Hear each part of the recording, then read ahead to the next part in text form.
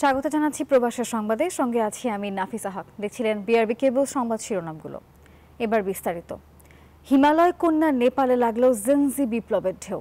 সামাজিক যোগাযোগ মাধ্যম বন্ধের প্রতিবাদে জেনজির বিক্ষোভে সহিংসতায় ১৯ জন নিহত হয়েছেন। সোমবার বিক্ষোভকারীরা পার্লামেন্ট ভবনে ঢুকে পড়ায় দেশটির রাজধানী জুড়ে উত্তেজনা ছড়িয়ে পড়ে। পরিস্থিতি নিয়ন্ত্রণে কাঠমান্ডুতে কারফিউ জারি করা হয়েছে, মোতায়েন করা হয়েছে সেনাবাহিনীও। আর এই অবস্থায় পদত্যাগ করেছেন দেশটির স্বরাষ্ট্রমন্ত্রী রমেশ লেখাক। এদিকে প্রধানমন্ত্রী কেপি শর্মা ওলির পদত্যাগ দাবি করেছে রাষ্ট্রীয় স্বাধীন পার্টি আরএসপি। জেনজিদের প্রতিবাদে উত্তাল প্রতিবেশী দেশ নেপাল। কেপি শর্মা ওলির সরকারের বিরুদ্ধে দুর্নীতি ও সোশ্যাল মিডিয়ায় নিষেধাজ্ঞার বিরুদ্ধে এমন সোচ্চার প্রতিবাদ তাদের। এমনকি সোমবার জেনজি বিক্ষোভকারীরা পুলিশের ব্যারিকেড ভেঙে এবং গেট টপকে নিউ বানেশ্বরে অবস্থিত পার্লামেন্ট ভবনেও ঢুকে পড়ে। এতে জেনজিদের বিক্ষোভ সহিংসতায় রূপ নেয়, বাধে পুলিশ বিক্ষোভকারীদের সংঘর্ষ। পরিস্থিতি নিয়ন্ত্রণে বিক্ষোভকারীদের উপর কাঁদানো গ্যাস, জলকামান ব্যবহার করে পুলিশ। এতে ঘটে হতাহতের ঘটনা। আমরা সরকারের স্বৈরাচারী মনোভাবের বিরুদ্ধে প্রতিবাদ করছি। আমরা পরিবর্তন চাই। আগের প্রজন্ম সহ্য করেছে, কিন্তু আমাদের প্রজন্মেই এর শেষ হওয়া উচিত। এমন আবহে রাজধানী কাঠমান্ডুতে কারফিউ জারি করে কেপি শর্মা ওলির প্রশাসন। মোতায়েন করা হয়েছে সেনাবাহিনীও। নেপালে গেল ৪ সেপ্টেম্বর থেকে বন্ধ করে দেয়া হয় ফেসবুক, হোয়াটসঅ্যাপ, ইনস্টাগ্রাম, ইউটিউব সহ ২৬টি সোশ্যাল মিডিয়া প্ল্যাটফর্ম। এর প্রতিবাদে গর্জে ওঠে যুব সমাজ। সরকার এটিকে নিয়ম সংক্রান্ত বিষয় বললেও আন্দোলনকারীদের দাবি এটি সরাসরি জনগণের কণ্ঠরোধ করার শামিল। তবে শুধু ফেসবুক ব্যবহারে নিষেধাজ্ঞার জন্যই নয়, এই প্রতিবাদ কেপি শর্মা ওলি সরকারের পতনের পূর্বাভাস বলে মনে করছেন অনেকেই। আসমাতুলি, নিউজ 24। অবৈধ অভিবাসীদের বিরুদ্ধে আরও কঠোর অবস্থান নিয়েছেন মার্কিন প্রেসিডেন্ট ডোনাল্ড ট্রাম্প। জর্জিয়া অঙ্গরাজ্যে হুন্দাই কারখানায় অভিযানের পর যুক্তরাষ্ট্রের বিভিন্ন কারখানায় তল্লাশির হুঁশিয়ারি দিয়েছেন তিনি। সম্প্রতি যুক্তরাষ্ট্রের জর্জিয়া অঙ্গরাজ্যে হুন্দাইয়ের কারখানায় অভিযান চালিয়ে ৪৭৫ জনকে গ্রেপ্তার করে প্রশাসন। তাদের অধিকাংশই দক্ষিণ কোরিয়ার নাগরিক বলে জানা গেছে। ট্রাম্প প্রশাসনের অভিযোগ, তারা অবৈধভাবে মার্কিন মূল্যকে অবস্থান করছেন। তাদের দেশে ফেরত পাঠানোর প্রস্তুতিও নেওয়া হচ্ছে। রয়টার্স জানিয়েছে, হুন্দাই দিয়ে শুরু হলেও শিগগিরই যুক্তরাষ্ট্রের আরও কারখানায় তল্লাশি অভিযান চালানো হবে, খুঁজে বের করা হবে নথিবিহীন অভিবাসীদের।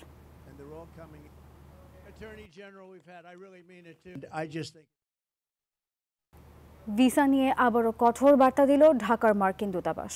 ভিসা জালিয়াতিতে যুক্ত থাকলে আজীবন যুক্তরাষ্ট্রে প্রবেশ নিষিদ্ধ বলে জানিয়েছে দেশটি। আর এসব কর্মকাণ্ডের সঙ্গে যুক্তদের বিরুদ্ধে ফৌজদারি অভিযোগ দায়ের করা হবে বলে জানিয়েছে ঢাকার মার্কিন দূতাবাস।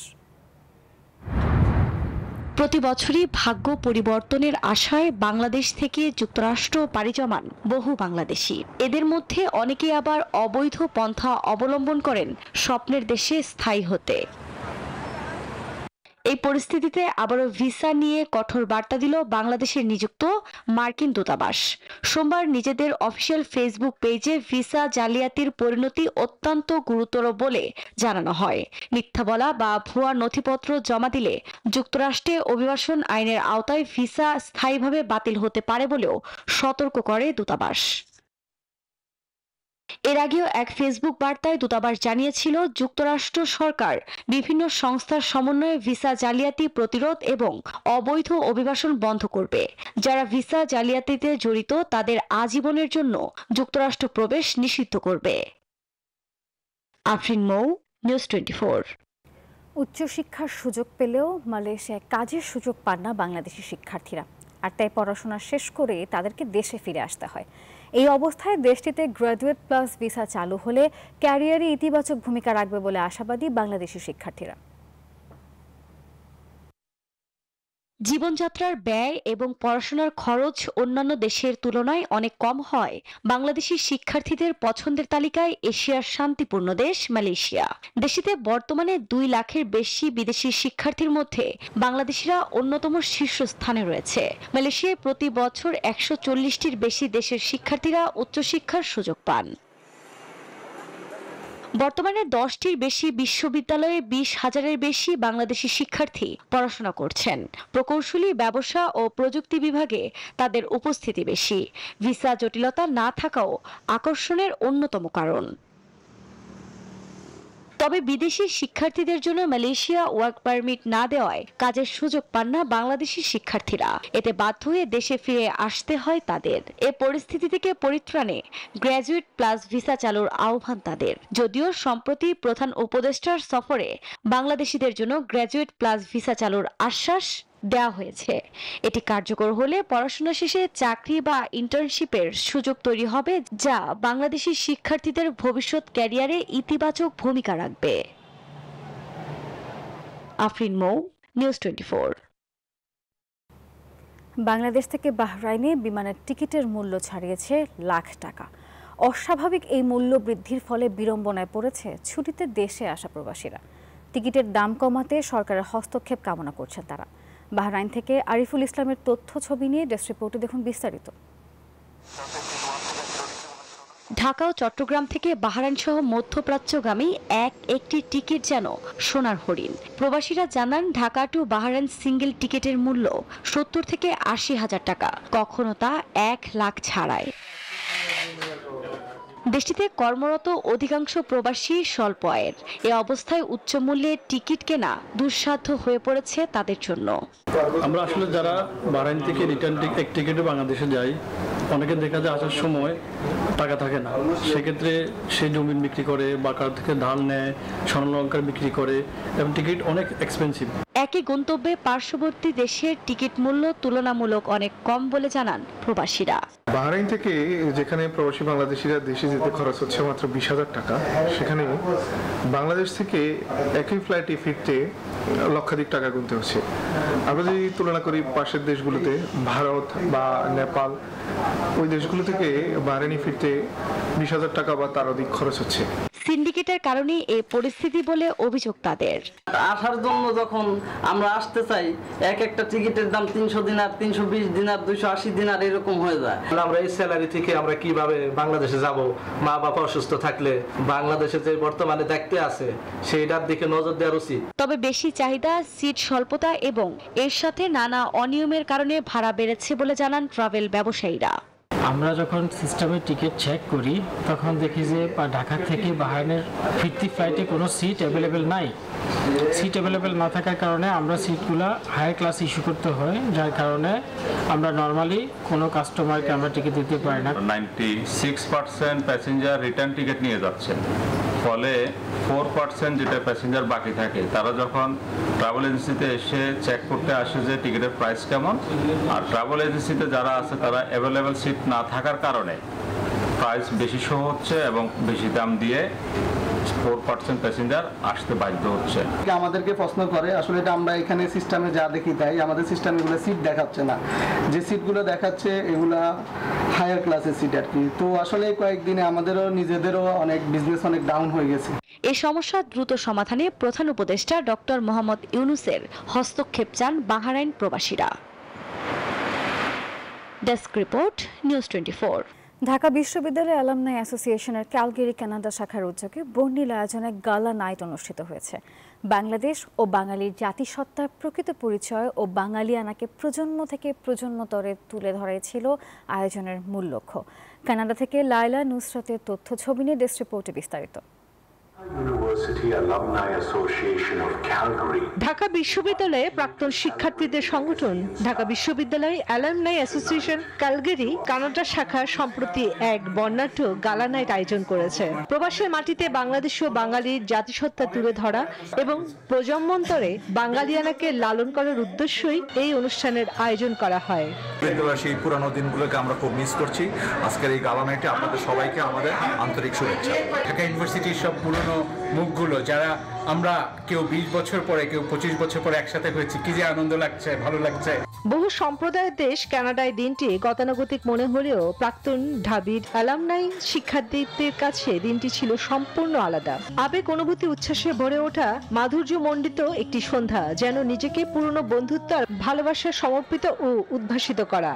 ঢাকা ইউনিভার্সিটি অ্যালামনাই অ্যাসোসিয়েশনের গালা নাইটে আমরা সবাই খুব এনজয় করছি, আমাদের গেস্ট, আমাদের অ্যালামনাই সবাইকে সহ। ঢাকা ইউনিভার্সিটি আজকে ইভেন্টে এসে খুবই আনন্দিত এবং বিকাল থেকে মানুষের সমাগমে খুবই ভালো লাগতেছিল, তাদের খাবার দাবার সবকিছু অর্গানাইজ ছিল। যৌবনে জয়গান, প্রেম ভালোবাসার ভালো লাগার মুহূর্ত, টিএসসি আর মধুর ক্যান্টিনের খাবার, শিক্ষকদের অম্লমধুর শাসন, কলাভবন, অপরাজয় বাংলার সামনে বন্ধুদের অবারিত আড্ডার স্মৃতির মণিকোঠায় সবই ছিল অম্লান। অনুষ্ঠানে ছিল স্মৃতিচারণ, নাচ গান আর অ্যালামনাই শিক্ষার্থীদের পরিবারের চিরাচরিত আড্ডা। অনুষ্ঠানটি ছিল আবেগ, উচ্ছ্বাস ও স্মৃতিচারণায় ভরা। প্রাক্তন শিক্ষার্থীরা ফিরে যান টিএসসির মধুর ক্যান্টিন, কলাভবন ও অপরাজয় বাংলার স্মৃতিময় দিনগুলোতে।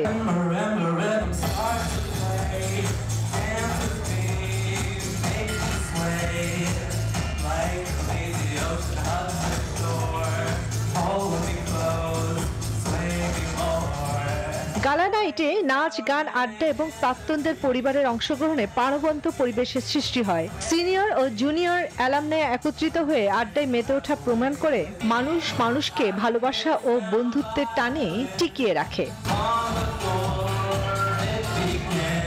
Desk report, news 24। স্পেনে বাংলাদেশ জাতীয়তাবাদী দল বিএনপি ৪৭তম প্রতিষ্ঠাবার্ষিকী উদযাপিত হয়েছে।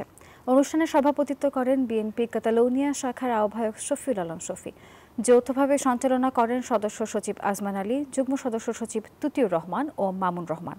এ সময় ডাকসু নির্বাচনে ছাত্রদল মনোনীত প্রার্থীদের বিজয় নিশ্চিত করতে প্রবাস থেকে সহযোগিতা করার আহ্বান জানান বক্তারা। পাশাপাশি জাতীয় নির্বাচন যাতে কোনো অপশক্তি বানচাল করতে না পারে সেজন্য প্রবাসী নেতাকর্মীদের সতর্ক থাকার আহ্বানও জানানো হয়। সৌদি আরবের রিয়াদে বিএনপি ৪৭তম প্রতিষ্ঠা বার্ষিকী উদযাপন করল কুমিল্লা প্রবাসী চৌদ্দগ্রাম উপজেলা বিএনপি। যৌথভাবে অনুষ্ঠান সঞ্চালনা করেন প্রবাসী চৌদ্দগ্রাম উপজেলা বিএনপির আশিক হোসেন মজুমদার ও কাজী মোহাম্মদ ইলিয়াস। সভাপতিত্ব করেন মাস্টার মোহাম্মদ আব্দুর রশিদ। প্রধান অতিথি ছিলেন সৈয়দ কামাল উদ্দিন। বক্তারা দেশে বিদেশে ঐক্যবদ্ধভাবে দলের জন্য কাজ করার প্রতিশ্রুতি ব্যক্ত করেন। একই সঙ্গে নবগঠিত চৌদ্দগ্রাম উপজেলা বিএনপি ও পৌর বিএনপির কমিটির নেতৃবৃন্দকে শুভেচ্ছা ও অভিনন্দন জানান।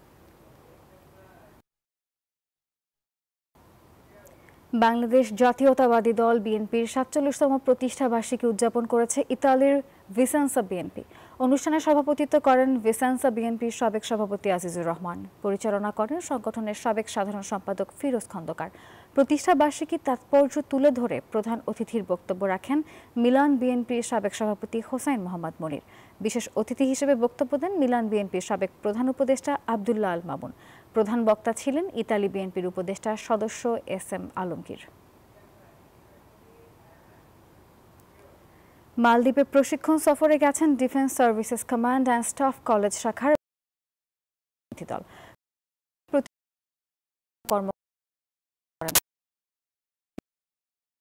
শরীফুল আলম প্রতিনিধি দলের ঊর্ধ্বতন কর্মকর্তাদের সাথে মালদ্বীপে নবনিযুক্ত high commissioner doctor Mohammad Nazmul Islam সৌজন্য সাক্ষাৎ করেন। হাই কমিশনের হলরুমে অনুষ্ঠিত এই সভায় মিশনের কর্মকর্তা ও ৩ বাহিনীর কর্মকর্তারা উপস্থিত ছিলেন। এ সময় মালদ্বীপ ও বাংলাদেশের দ্বিপাক্ষিক ও সামরিক সম্পর্ক আরও গভীর করার বিষয়ে গুরুত্বারোপ করা হয়। দর্শক, আর এই ছিল নিউজ 24 প্রবাসী সংবাদের এখনকার আয়োজনে। ধন্যবাদ সবাইকে।